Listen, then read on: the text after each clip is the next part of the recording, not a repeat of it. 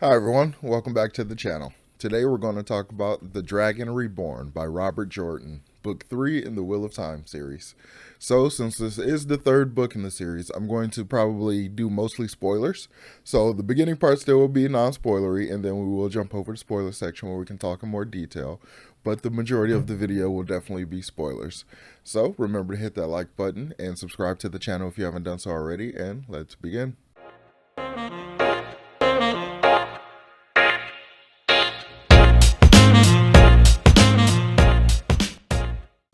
So, The Dragon Reborn is the third book in the Wheel of Time series, and it is my favorite one so far. I mean, every one so far has been my favorite, but I really, really like this one. I think I'm really, truly hitting my stride and getting into the series, and I am really I feel like I get these characters and stuff now, and I'm starting to see what Robert is doing with the story. So I'm just so much more attached to it than I've been so far, and I like it a lot. And I'm kind of getting used to the splitting up of the characters situation a little bit. I found that if when we switch POVs, if I take a little break and basically clear my mind, I can shift back to the mindset that I was in when we were previously with that other group of people. So if I kind of take a break in between POV shifts, I can jump into the new section of it like in a better mindset, so it feels like it flows a little better and I won't have the same complaint that I had previously. So that worked out really well for this one, and the way they split up I think was a lot cleaner and a lot more concise in general, so it just made that a lot easier immediately. So in this one, we pick up right where we left off at the end of the previous book. Now people are basically declaring Rand as the dragon, and some are fighting against those people. So there's people fighting on his behalf, and there's people fighting against him, and he feels some type of way about it because he's still not very confident about who he is and all this kind of stuff. So it's like taking a huge toll on him, and he kind of thinks that if he goes and fulfills a part of the multitude of prophecies about the Dragon Reborn, it'll basically settle stuff and it'll calm stuff down or whatever. So he immediately runs off from a part of the group. So that's where we get our first split. Like we have Moraine, Loyal, and Perrin and the rest of them looking for Rand after he takes off. So that's our one group. And then we have the girls, Egwene, Nynaeve, and Elaine. They're on their little Aes Sedai in training mission, even though their mission is far above the level they should be dealing with at this point. But we have them separated doing their own thing. They have Matt with them, and Matt's, finally going to get healed and all that kind of stuff. So we have that story going on. So there's not a whole lot I can say that's non-spoilery. So I'm just trying to give a general synopsis for the people that have read book 1 and 2 and haven't yet read book 3. But the story essentially continues the same thing, and we get a lot of progress and a lot of information through exposition. At least to me, it feels like a lot more information because I feel like I understand everything that's going on so much more. I really feel Robert kind of stepping into his own with this book. It feels like there's less references to other things, even though I do pick up references that are like Brandon uses later, like just down to the money, like marks and stuff. He used that for one of the denominations of spheres on Roshar with the money. So like even that idea, like I feel like Brandon probably got it from there.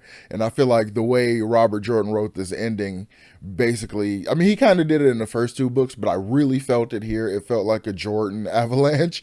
And I really feel like this is where Brandon kind of picked up that thing, the whole everything building up, building up, building up to this big, like multiple massive front event, like all kinds of stuff going on at the end. So you get this huge explosive conclusion.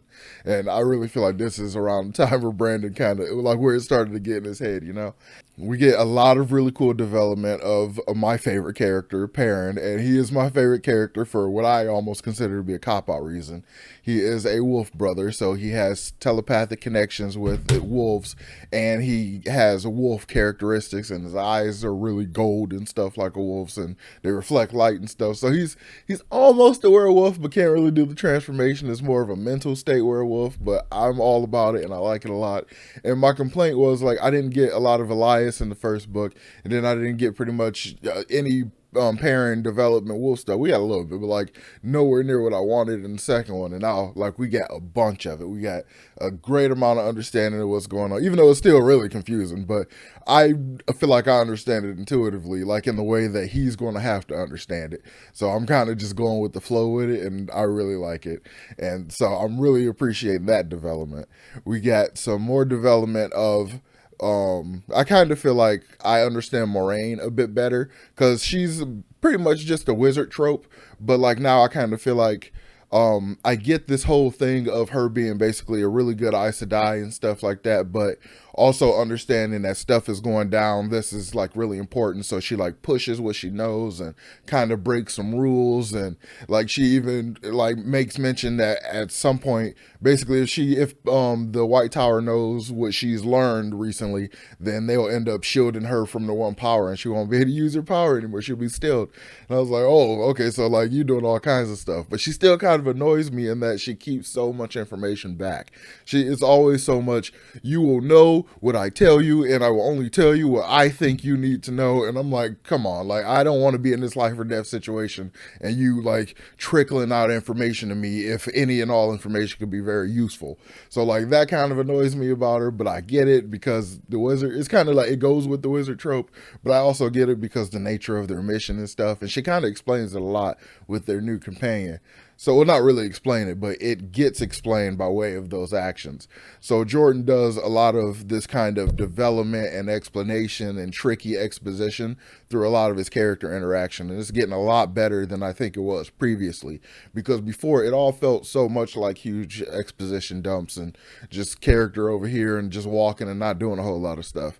Even though we do get a lot of walking and just kind of meandering about in this one. But it all truly feels like we're leading up to something great. And I really appreciate that we got to that something great. And I'm just really hyped for the next one. So I want to go ahead and talk more details. So let's jump over to the spoiler section.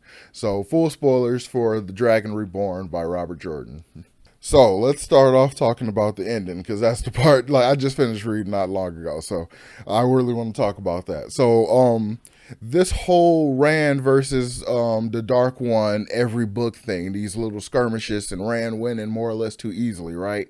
So I feel like it was just explained, not explicitly, but I got the impression that these little battles are not like battles. Like people are like, oh, he's actually dead. There's a body this time.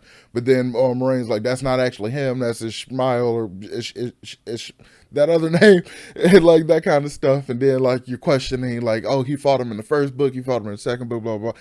I think what's actually going on is Rand is being led by the nose to these different little battle situations and these different key types of prophecies in these different situations where he does something and it looks like he fought the Dark One and won, but in reality what he's doing is breaking the bindings on his prison. So what he thinks he's doing, fighting him off and all this stuff, but in actuality he's completely freeing him, and that's why some of the Forsaken are out now. And I'm pretty certain that's exactly what's going on, especially since they found the physical remnant of one of the bindings. I'm like, that's exactly what's got to be going on. So all of this like fighting against the Dark One, everybody, he's not really, he's like fighting avatars at the most. He's like, the Dark One is like in prison sending off like little people or whatever, like, all right, go ahead, break that chain, like, and all this stuff. And he's still playing on the level that's much higher than the rest of our characters. And I think Moraine probably is the only one that's got the chance to figure out that's what's going on.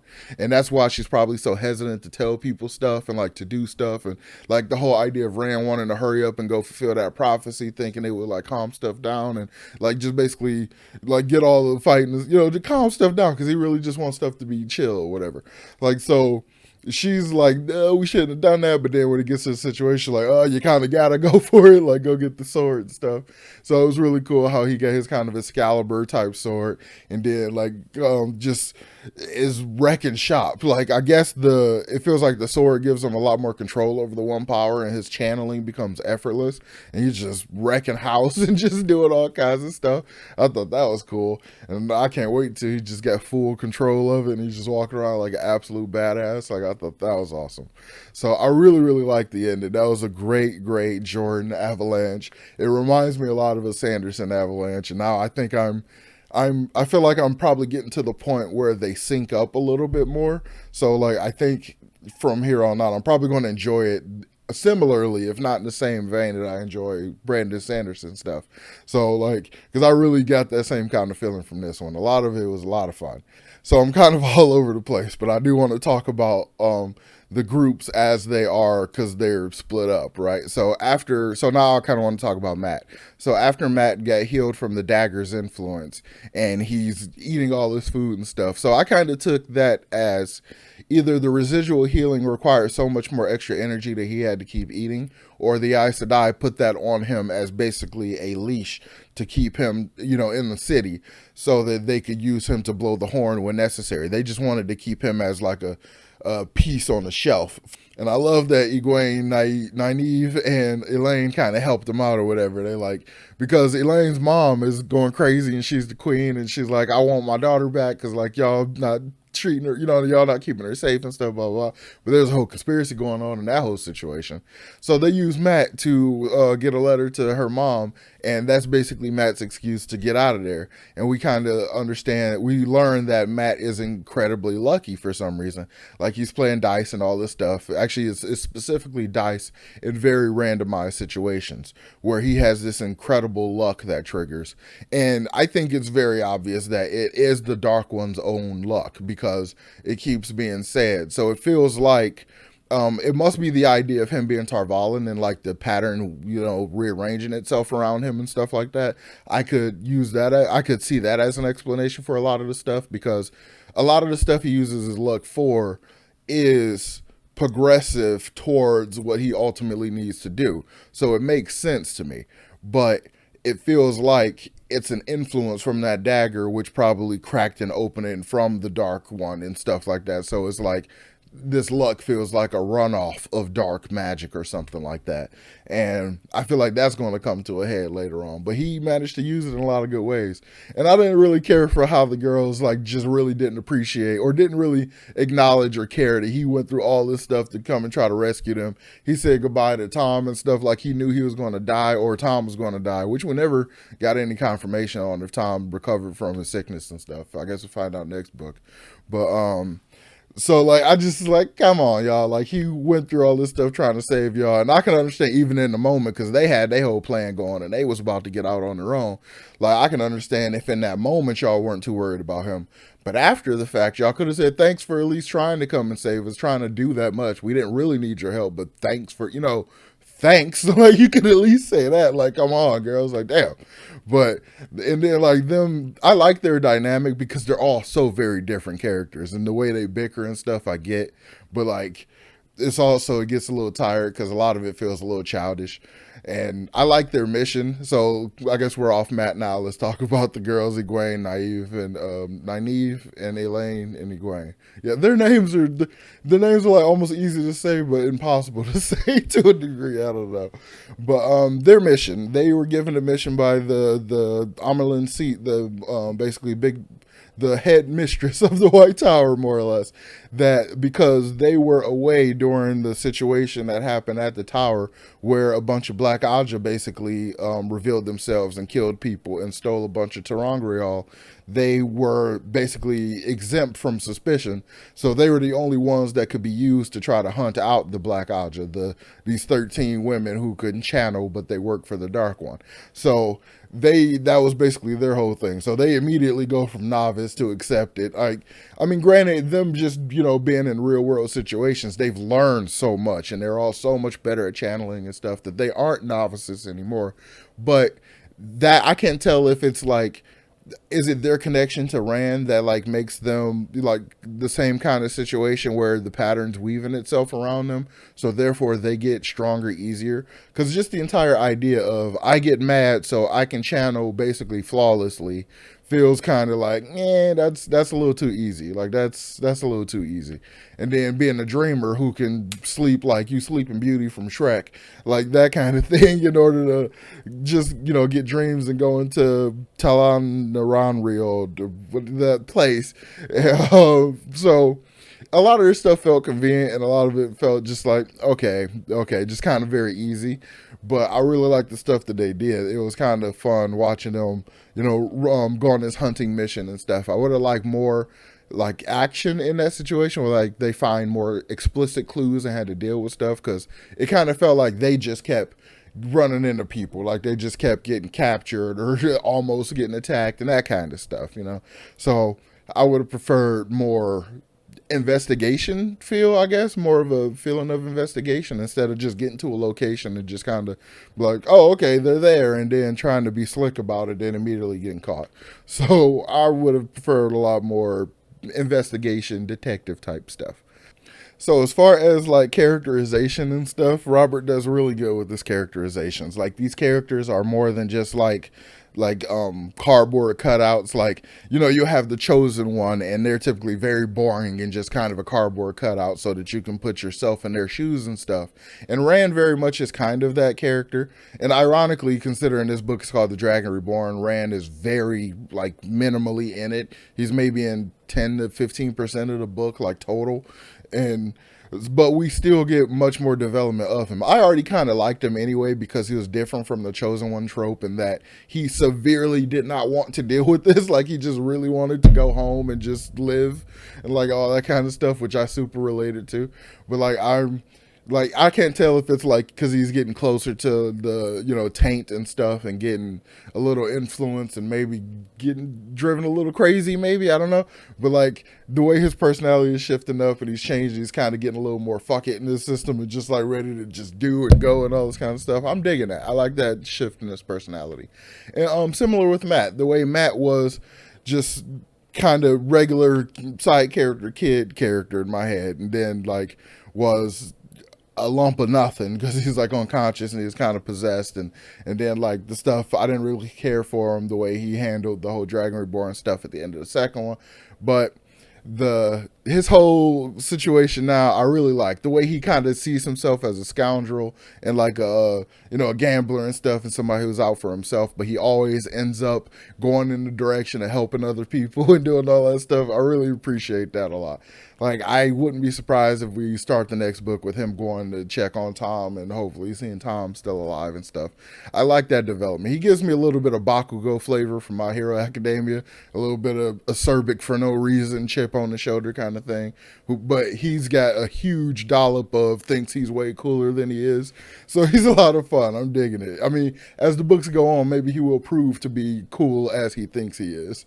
So as for the actual like other side characters, because most of the characters like side characters that keep elevating, but like Lan and Loyal and just some of the other ones whose names don't even stick out in my mind, we didn't get a whole lot from them. Like we got some good little quips from Loyal, and I like him. He just kept saying every time something would happen, he's like, I could have been at the steading. My mother would have picked me out a nice wife by now.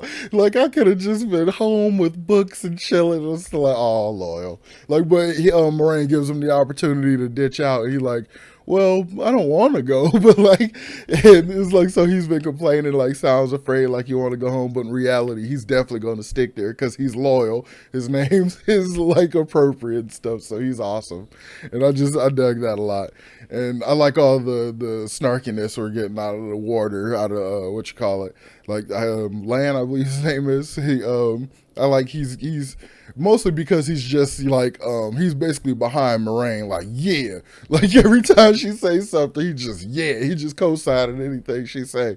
So in all those situations, especially dealing with the Falcon, because that's all I'm gonna call her, is the Falcon, who is clearly Perrin's love interest and probably his destined wife and stuff. So that whole situation where they basically kept trying to shoot her away and stuff, and she just was like a wart that wouldn't go away. Like that whole thing, I thought it was just fun because he just basically behind Moraine, like yeah, what she said, yeah, get out stuff. So it was tickling the crap out of me. So I really, really like this book. I liked it a lot. It's definitely my favorite Wheel of Time book so far. I enjoyed it so much. And it's actually got me a lot more hype for the show.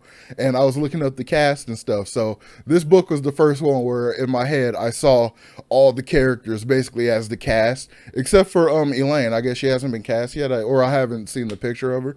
But for everybody else, I was using like in my head I kind of aged them up a little bit because the guy that's playing Perrin, he looks a little young. Actually, all three of the main three, except for Matt, that guy looks a little older.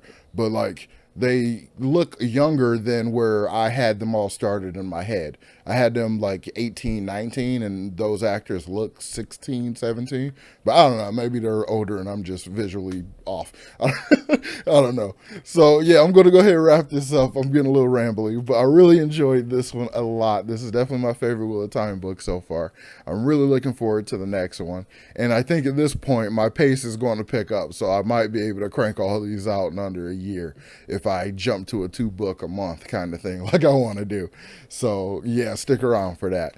So have you all read The Dragon Reborn? I hope so. If you stuck around for the review for this long, let me know what your favorite part about it was in the comments down below, and which one of your non-one power abilities is your favorite of the series. Because as I said in my ranking video, I love the Wolf Brothers. I love that entire concept. I love anything that's werewolf adjacent. So it's really, really cool, and that's my favorite one. So let me know what your favorite is down in the comments below.